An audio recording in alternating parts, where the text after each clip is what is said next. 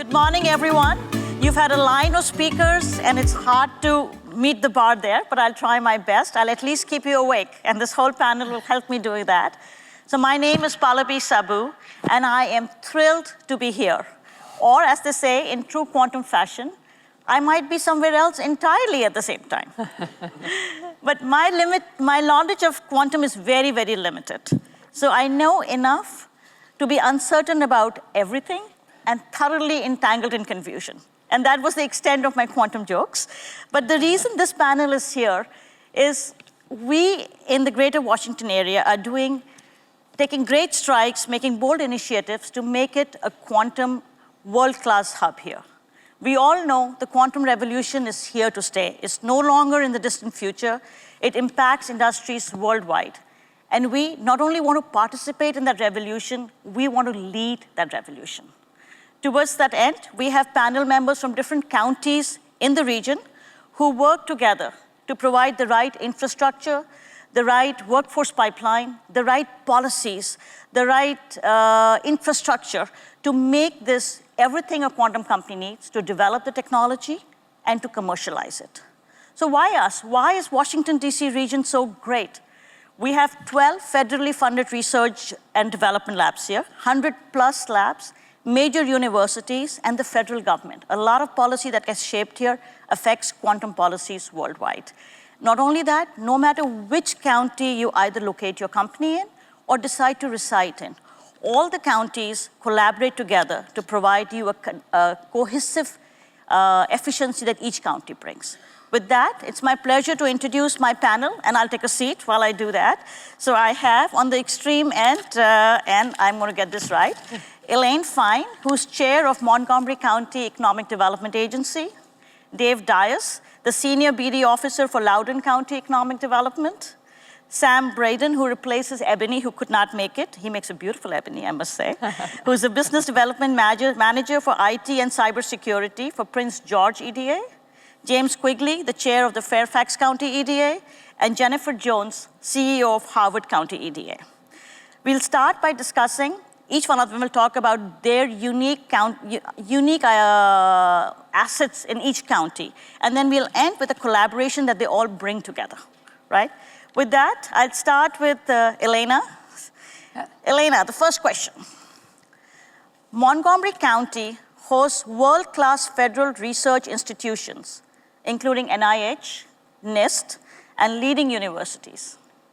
How is Montgomery strategically leveraging these federal research assets to anchor quantum innovation in the region?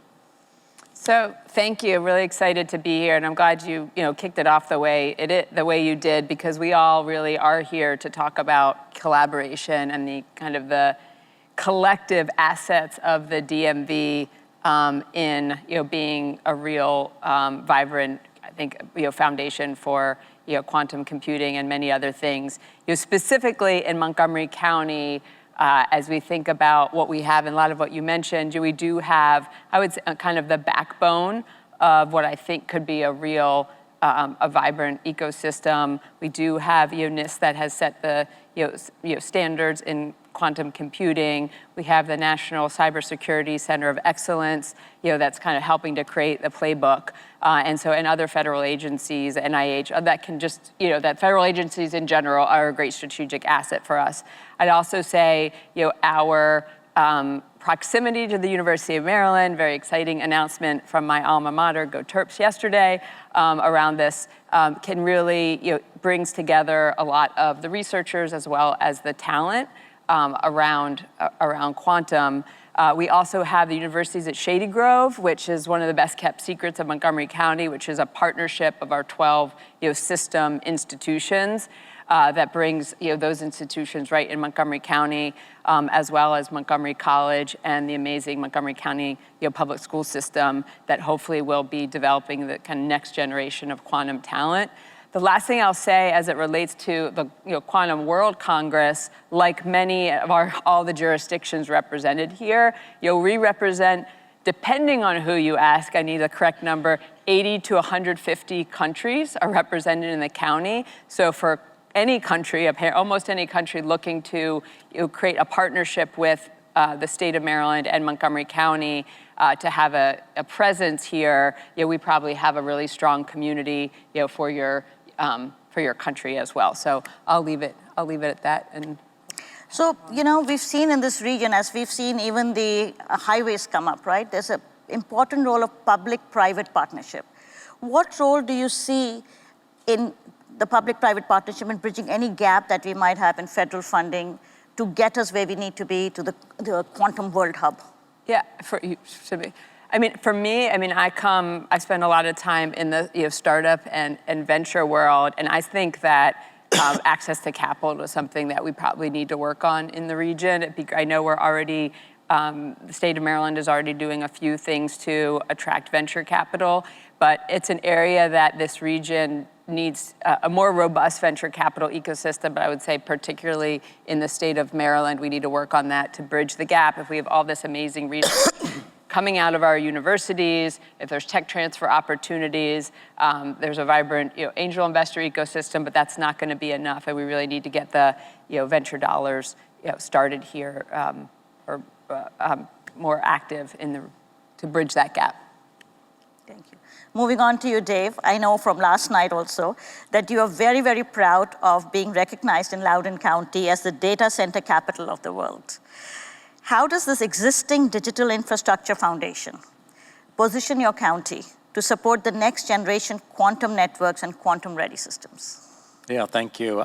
It's a real advantage for us. Some of you may have heard about the Oxford Quantum Circuit's announcements yesterday in New York, where you're starting to see that integration with data centers. And we had really visionary leaders. You hear about data centers now about every week. People are probably tired about hearing about them. But our leaders worked on this 20 years ago and saw the importance of cloud computing infrastructure, I think before a lot of communities really did. And so we have the highest concentration of data centers in the world, over 25 million square feet with another 5 million underway. And so we feel like we're really positioned for quantum because we have the infrastructure for really high-speed computing, which is really important in quantum. And so, we've got a real strong digital backbone. People may not realize we've got the internet exchange points here, MAE West and Ashburn 9. We've got hyperscalers here and telecom giants that really can do collaboration-ready space. And so, when we think about the future of the quantum internet, we definitely have the infrastructure, but I think the infrastructure is just one piece of it for us. I think the other thing that was really vital for us was being a business-friendly government. Nothing to really underestimate. We created a fast-track permitting process where we were able to get a pretty large data center approved and operational in 180 days. And when you think about the importance of speed to market for quantum computing companies, we have that embedded in our culture. And it goes all the way up from our team members to our elected officials as well. And so we think that it's not just about the infrastructure, but it's also about what's your culture in your government and your community. And being a business-friendly community, we take pride in that.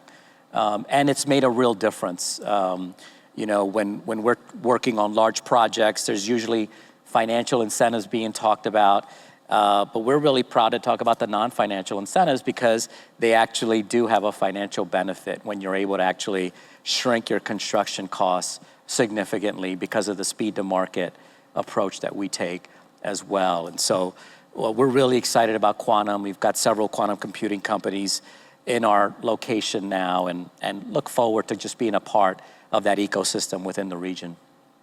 And Dave, I know you're right, because the lessons you learned in terms of faster permitting and faster speed to market, any other lessons that you learned as you became a data center capital that can be leveraged as the region becomes the world quantum ecosystem? Yeah, I think that, there's a lot of lessons there. We got to this place, in Loudoun, not by accident. You really do need, long-term planning and a lot of public-private cooperation. We really worked closely with our academic partners, our business community, as well as government, to really create those partnerships that really are meaningful for that sector. And so I think that we've done this before for data centers and creating an entire ecosystem from scratch. And so having that knowledge, and I think that when you look at the other communities as well that are on this panel, they've all created something special as well within their own sector. So I think that regardless of where your interest lies, you've got a lot of really well-run professional economic development groups across this region. And I think that's a real advantage that we have. And so that's another point that I would make. Thank you. Sam, on to you. Yes. Prince George County boasts a robust foundation in higher education and research, anchored by institutions like the University of Maryland, College Park. How is the county transforming this academic strength into quantum workforce development and startup acceleration? Because workforce is key. Without workers, I know, having been in business, you can't do anything. Yes, yes. Well, I would say as a county, we have definitely been working on our partnerships and our relationships, building those relationships within the county with our education institutions, our government agencies, and also private industry as well, and increasing the skill sets of those individuals coming from those institutions. That has been something that is very important to make sure that we continue to build on that, because honestly, students and children, they will be in the workforce, in the upcoming decade. So it is important to continue to enhance those skills and increase those opportunities for the next generation. So we really have been working on that as a county. Awesome. A second question for you. Yes. As quantum technologies emerge, what does meaningful workforce diversity and inclusion? Tricky words in today's time, but what do they look like in this sector? And how can Prince George County lead this effort regionally? I would say the wonderful thing that we have in Prince George's County is we have a very diverse county. It's a very diverse county, a highly educated county. And our county is nearly 1 million people. So with a county this large, 500 square miles, proximity to Washington, D.C., and certain education institutions such as the University of Maryland, Bowie State University, and then also Prince George's Community College, we have an opportunity here that is very unique. And increasing the accessibility to technologies such as quantum is very key at this time, because we're in a critical time where everything is moving so fast, and the opportunity is now. It's not going to be in the future, but it's right now. This is a very strategic and very important time for us. And I think we're doing a great job by taking advantage of that, building those relationships and those partnerships, and also reaching out, to our neighbors regionally. That will also help as well. Yeah, and you have great universities, whether it's UVA, Virginia Tech, JMU, GMU, Georgetown, George Washington. Everybody has quantum as part of the core curriculum now. And I think we're moving down to K-12 to educate them on what the new workforce skills need to look like. So that becomes a very important piece. Yeah. James, on to you. James is from Fairfax County, where I reside, so a special place in my heart. James, Fairfax County serves as a major corporate hub for national security, aerospace, and engineering and technology companies. How are you positioning Fairfax to attract quantum companies and support large-scale quantum commercialization? Right. Well, thank you for that great question, and I think you answered it right in the asking of it too. And I'd like to say too that I'm really proud that as a region, we're all sharing in our strengths. This is not a house thing. So if you're going to start, move, or grow a quantum or an AI business, this region as a whole is an awesome place to be, especially now, for all the great reasons that all of our counties bring, because we all share in them. We share in the fact that UMD is one of the leading research institutions, and the rest of the regions sort of share in the fact that Fairfax, being the largest population source and the largest source of defense contracting, and federal government contracting, which quite frankly will be a large source of funding and also a very large customer for quantum.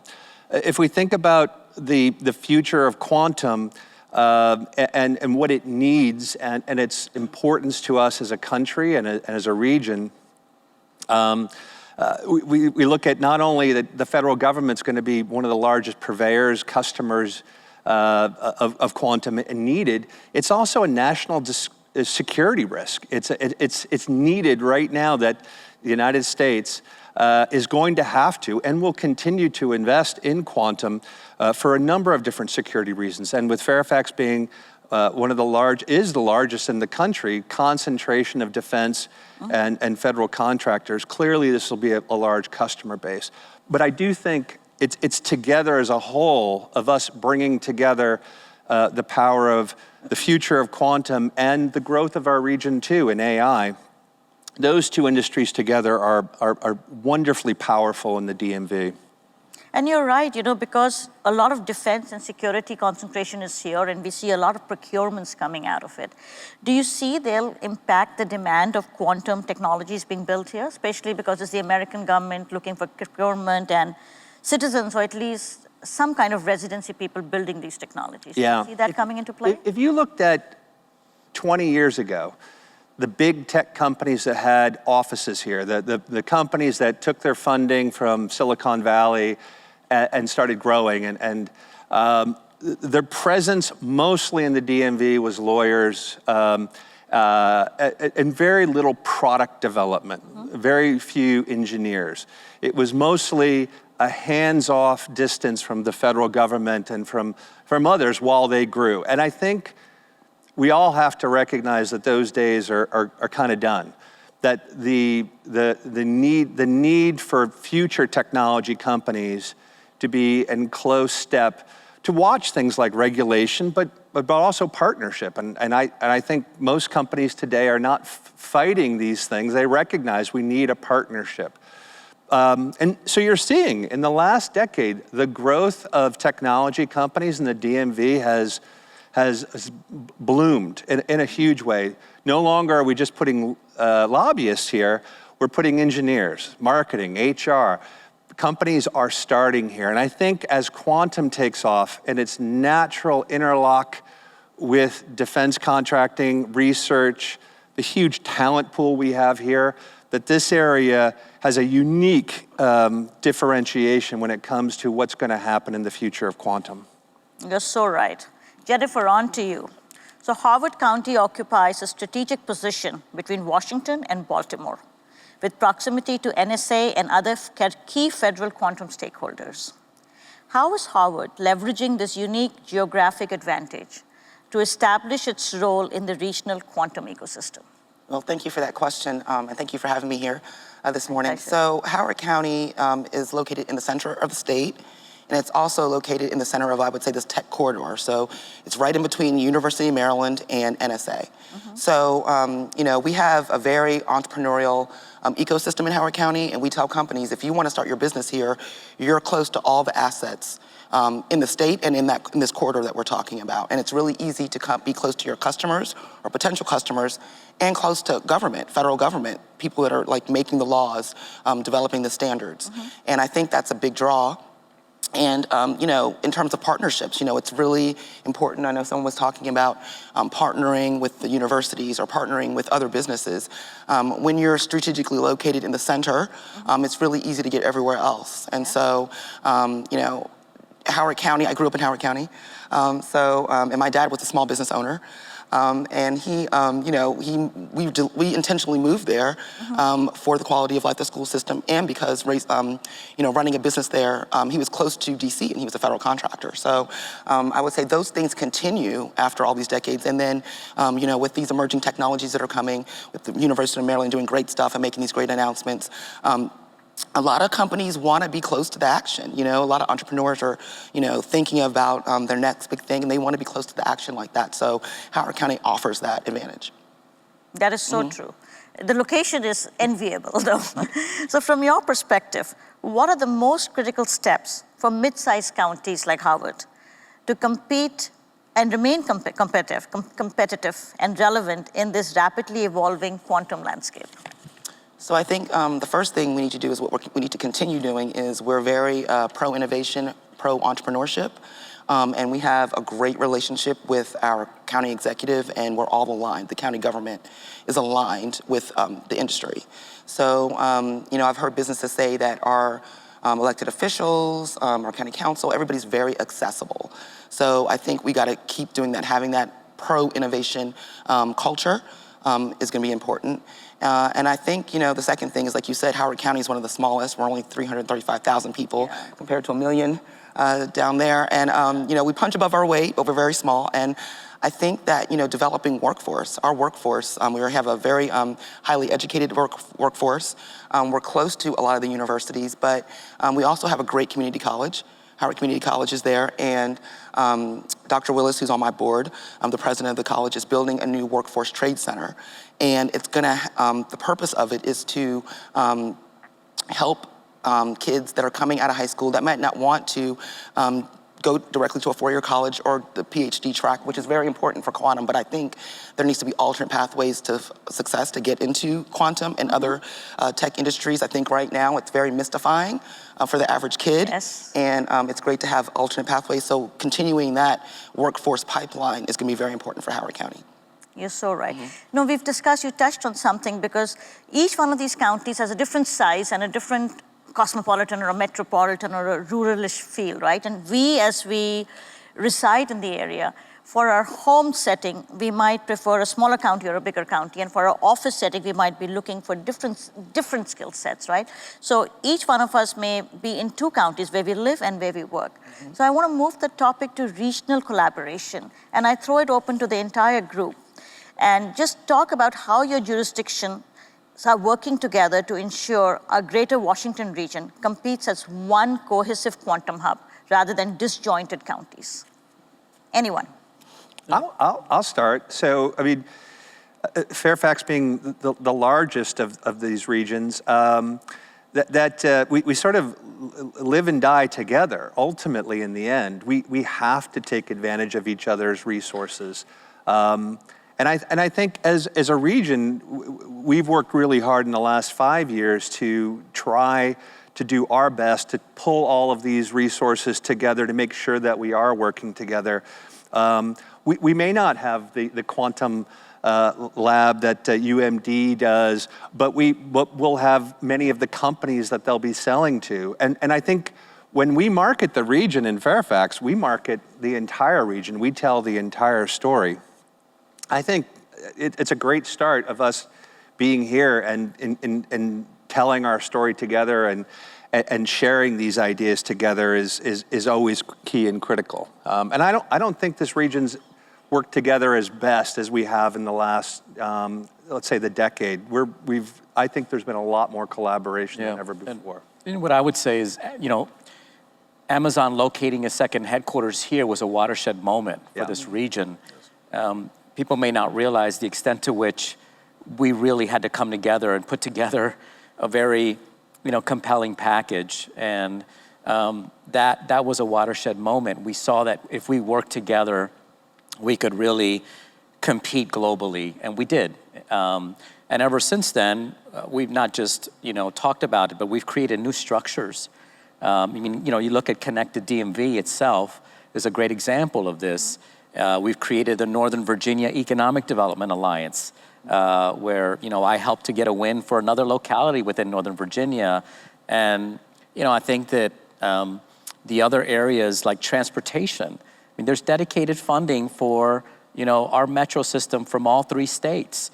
And so I think there's really good examples. I think we're going from an era of just cooperating in certain areas and then maybe competing to, that term co-opetition, where we're really recognizing strategically, okay, here's where we're going to compete, but let's kind of have a structure to manage that competition.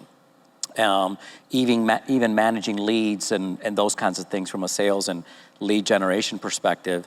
But we're also really collaborating and creating new structures so that we can really begin to project ourselves as one region that I think can compete with any region in the world.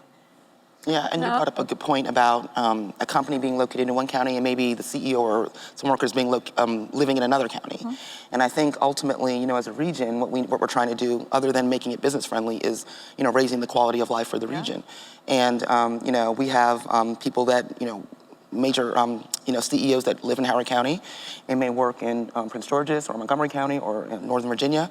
And I think that they're looking for, one, yes, someplace to locate their business and making sure that the business can thrive, but also that their workers can live someplace where there's a great quality of life, great school system, good parks, good trails. Like it's an ecosystem, and I think that as a region we can do that together. Yeah, and I'll just piggyback on everything everyone said. I do think I agree with James about this is an area where it does seem like we're starting from a position of collaboration, even just all being here on stage. Hopefully a decade from now we'll say, oh, remember that time we always just got on stage together. It's really great to see everybody.